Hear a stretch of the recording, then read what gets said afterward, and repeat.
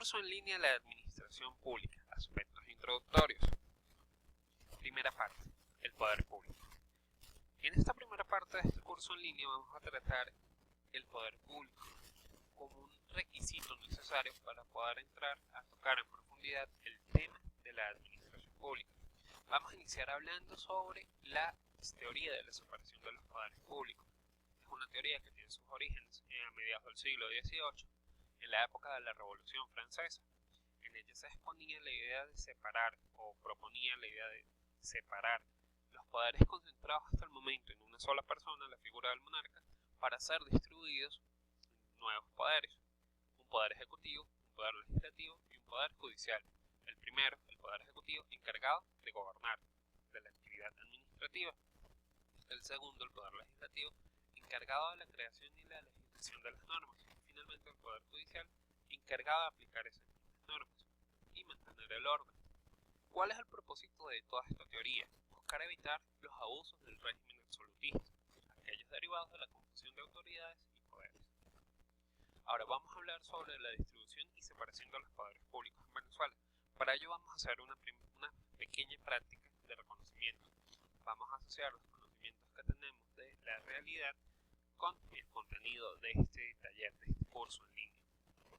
Los invito a observar las imágenes y extraer elementos en común.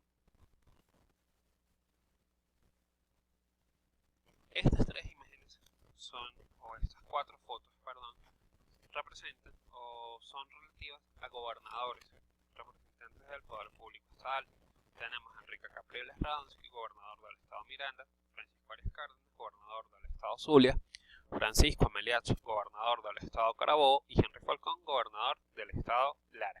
Ahora vamos a continuar esta actividad. Observen las imágenes y sustraigan elementos en común.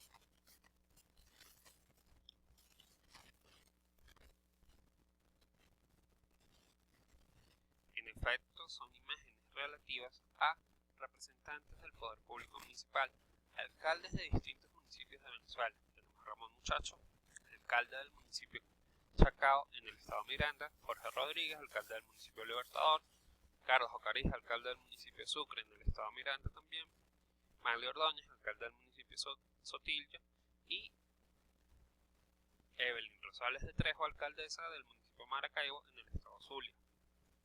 Ahora, en la siguiente imagen vamos a observar representantes del poder ejecutivo en diferentes niveles.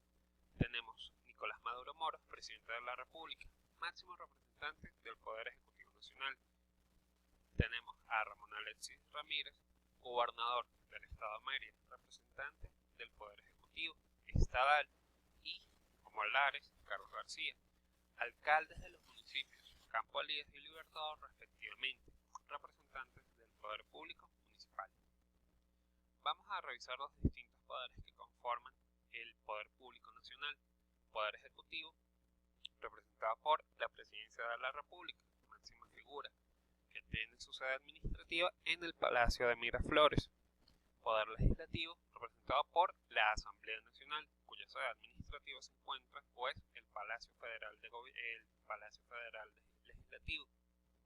A diferencia de otros países, tenemos un poder legislativo unicameral.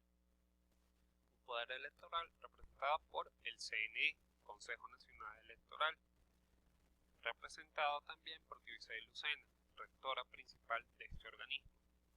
Un poder ciudadano representado por la Defensoría del Pueblo, el Ministerio Público, la Contraloría General de la República y la Procuraduría General de la República. En la imagen observamos a Tarek William Saad y Luis Ortega Díaz. Y finalmente tenemos el Poder Judicial, cuyo máximo órgano viene a ser el Tribunal Supremo de Justicia, TSJ, y cuya presidenta en la actualidad es la magistrada Gladys Gutiérrez. Vamos a hablar sobre la distribución y separación de los poderes públicos, pero ahora desde el punto de vista legal. ¿Cuáles son los fundamentos de esta separación? La encontramos en el artículo 136 de la Constitución de la República Bolivariana de Venezuela, en la cual se establece la separación del poder público en poder público nacional, poder público estatal y poder público municipal. Como se puede observar, es una separación fundamentalmente en base al territorio. Después, observamos que el mismo artículo divide el poder público nacional en 5 poderes: poder ejecutivo, ejecutivo, legislativo, judicial, ciudadano y electoral.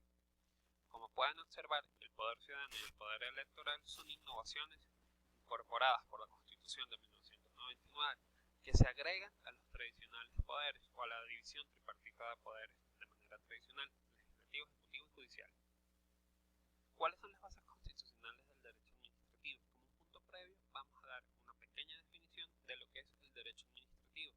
Esta definición de Alan Brewer Carías, que le define el derecho administrativo como la rama del derecho que regula la administración pública como complejo orgánico, su organización y funcionamiento, que norma el ejercicio de la función administrativa por los órganos del Estado, que regula la actividad administrativa del Estado y que norma también las relaciones jurídicas que se establecen entre la administración pública y los administrados con motivo del ejercicio de la función administrativa o de alguna actividad administrativa. Bases constitucionales del derecho administrativo en Venezuela. El contenido del derecho administrativo se ve influenciado por el contenido de las normas constitucionales, esto es, el derecho administrativo se nutre en buena parte de lo que contempla la Constitución. Esta doctrina fue formulada por Badel, quien establecía que la razón de ser del derecho administrativo no se comprende sino bajo la condición de volver la mirada hacia el Estado. Vamos a hacer una evaluación, una pequeña comparación entre el contenido del derecho constitucional y el derecho administrativo. Vamos a iniciar señalando que el derecho constitucional es un poco más amplio, más general que el derecho administrativo, mientras que el derecho administrativo pasa a ser más concreto, más específico. El derecho constitucional comprende reglas relativas a la designación y a las competencias de los órganos del poder público y el análisis de las relaciones entre sus instituciones, mientras que el derecho administrativo se refiere a la organización de la función administrativa, la potestad de las diferentes administraciones públicas y de las garantías otorgadas a los administrados frente al ejercicio de las potestades públicas. Vemos entonces que el derecho constitucional se refiere más a situaciones políticas e institucionales, mientras que el derecho administrativo va más hacia lo técnico y lo jurídico. A continuación vamos a estudiar un conjunto de características o de principios que regulan el derecho administrativo en Venezuela y que son sustraídos de la Constitución. Tenemos 4 principios fundamentales. El principio de legalidad, contemplado en el artículo 131, que tiene su fundamento en el Estado de Derecho y que básicamente implica la sumisión de los órganos del Estado a la Constitución y las leyes. El segundo principio que estudiamos es el principio de la separación territorial del poder público, referente o consagrado en el artículo 136 de la Constitución, que deriva de la adopción de la forma del Estado federal, a través del cual tenemos un territorio, se preserva el territorio nacional, pero también se produce una división en estados y municipios.